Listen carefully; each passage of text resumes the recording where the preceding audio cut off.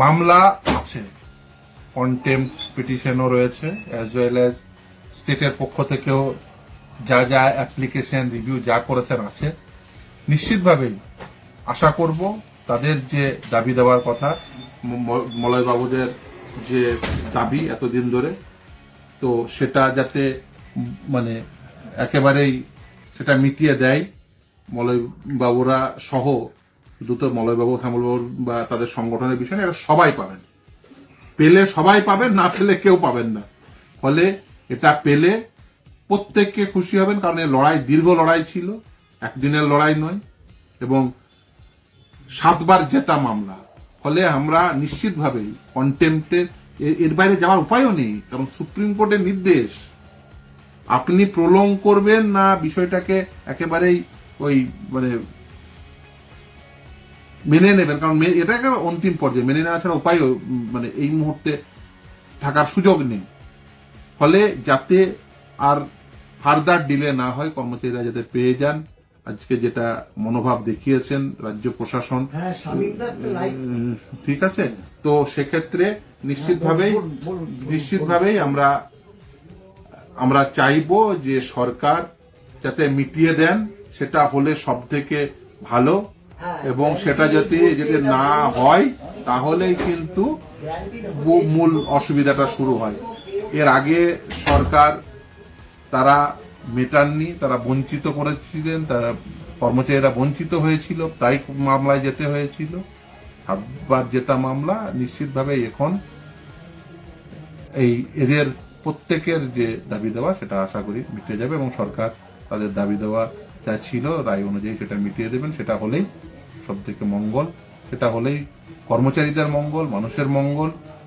আর তার কারণ কর্মচারীরা ডিএ পেলে যেটা হয় সেটা হচ্ছে অর্থনীতির ক্ষেত্রে বাজারে যদি নগদ অর্থ আসে, সেই নগদ অর্থের সুবিধা একেবারে টপ ডাউন মেথডে ওই বাজারে বসে থাকা একজন সাধারণ দোকানি তিনিও কিন্তু বেনিফিটেড হন।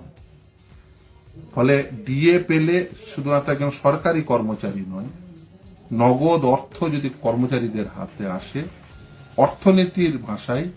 অর্থনীতির পরিভাষায় সেই অর্থ বাজারে এলে বাজারটাও কিন্তু সচল হয়। তার কারণ উচ্চবিত্তের হাতে যাওয়া অর্থ আর নিম্ন মধ্যবিত্ত বা নিম্নবিত্তের হাতে যাওয়া অর্থ মিনিং কিন্তু এক নয়।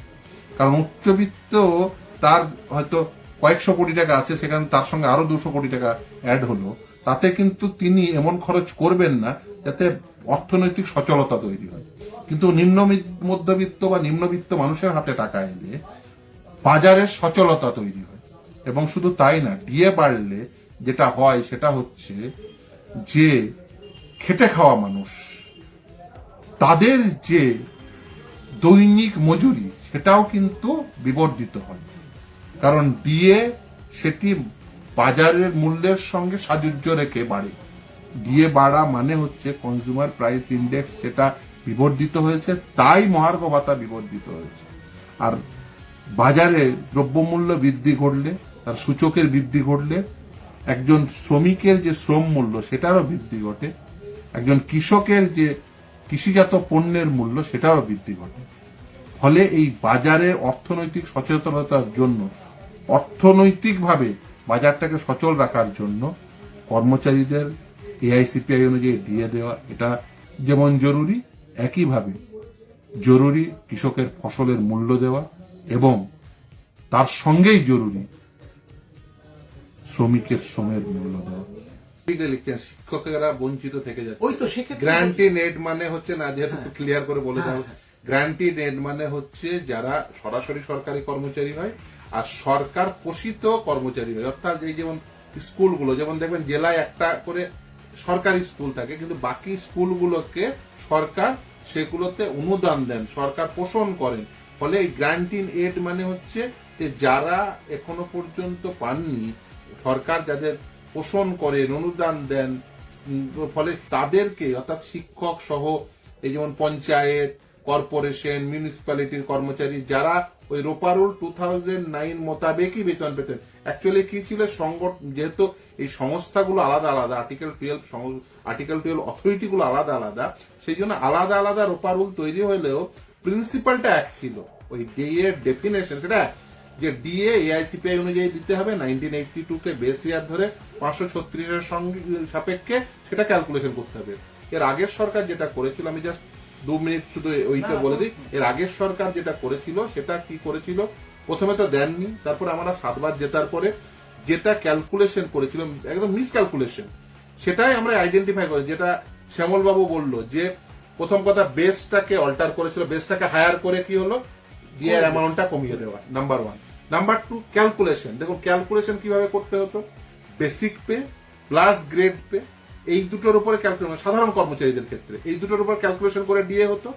ডক্টরদের ক্ষেত্রে basic pay plus grade pay plus NPA, এই তিনটেকে যোগফল করে তার উপরে ডিএ ক্যালকুলেশন করতে হতো।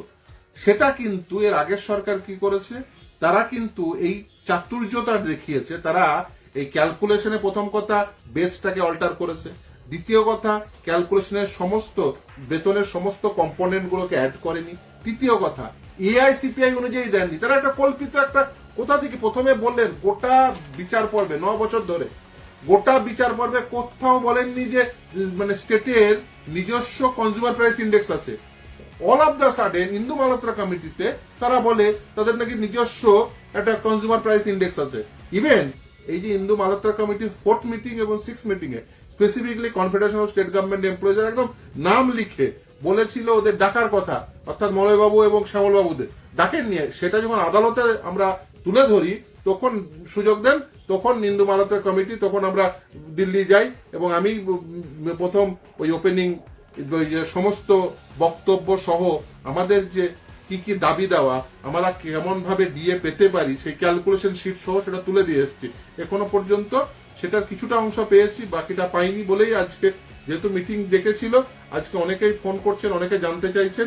মিটিং এ যেহেতু কর্মচারী সংগঠনগুলো দেখেছিল, সংগঠনের নেতারা ছিলেন, মলয়বাবু ছিল, আজকে সংগঠনের পক্ষ থেকে যারা যারা ছিল সেটা লিস্টও আপনারা অলরেডি পেয়ে গেছেন।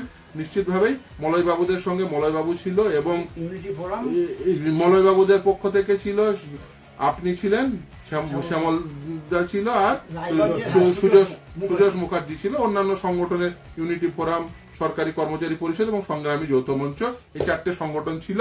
তো যাই হোক, তাদের লোকজন ছিল, অর্থাৎ সংগঠনের লোকজন ছিল। নিশ্চিতভাবে তাদেরই তো দাবি দেওয়া, এই যে দাবি দেওয়াটা এটা তো তাদের, এই যে কর্মচারীদের। যদি সরকার কর্মচারীদের টাকা মিটিয়ে দেন তাহলে তাদের আদালতেও দৌড়তে হয় না, উকিলের চেম্বারেও দৌড়তে হয় না। মলয়বাবু শ্যামলবাবুরা আজ গত 9 বছর ধরে আমার চেম্বারে আসছেন, আমার কাছে আসছেন, আজ প্রায় 9 বছর, তো 2017 সাল থেকে। তাহলে আজকে এতদিন ধরে তারা সর্বমোট 11 বছর, সর্বমোট উকিলের চেম্বারের পেছন থেকে বলছে সর্বমোট 11 বছর। তো যাই হোক, প্রথম পর্যায়ে ওনার অরিজিনাল অ্যাপ্লিকেশনের প্রথমে যাই হোক কিছু ওই প্রথম পর্যায়ে রায় পক্ষে যায়নি, তারপরে হাইকোর্ট থেকে আমার সঙ্গে আসছেন, আজ প্রায় 9 বছর মামলা। তাহলে এই যে শ্যামলদা বা মলয়দাদের এই যে হাইকোর্টে উকিলের চেম্বারে ঘুরে বেড়াতে হচ্ছে, এটা ঘুরে বেড়াতেই হতো না যদি সরকার সেটা মেনে নিতেন, এআইসিপিআই অনুযায়ী দিয়ে দিতেন। এই শ্যামলদা বা মলয়দাদের এই যে বা অন্যান্য সমস্ত সংগঠনের বা সমস্ত কর্মচারীদের, তাদেরকে যদি সরকার দাবি দেওয়া মোতাবেক বা ন্যায্যতার সাথে, কারণ তারা কেউ কল্পিত দাবি করছে না, কেউ মিথ্যা দাবি করছে না। এর আগের সরকার যদি মিটিয়ে দিতেন কাউকেই ডিএ পাওয়ার জন্য আদালতে ছুটতে হতো না। এর আগেও সরকার ছিল, ওই কেউ তো ডিএ পাওয়ার জন্য আপনারা কোনোদিন মামলা করেছেন? করেননি। কেন করেননি? কিন্তু এই মমতা ব্যানার্জি সরকারের আমলে করতে হয়েছিল। কেন? ওই যে বঞ্চনা। আশা করি সেই বঞ্চনার ইতিহাস আর সুদীর্ঘ হবে না। মলয়বাবু বাকিটা বলবেন কি হয়েছে। আমাদের ভিডিও ভালো লাগলে লাইক আর শেয়ার করুন, কমেন্ট সেকশনে গিয়ে জানান আপনাদের মতামত। আরও ভিডিও পেতে আমাদের চ্যানেল এখনই সাবস্ক্রাইব করুন এবং প্রতি মুহূর্তের খবরের আপডেট পেতে প্রেস করুন বেল আইকন।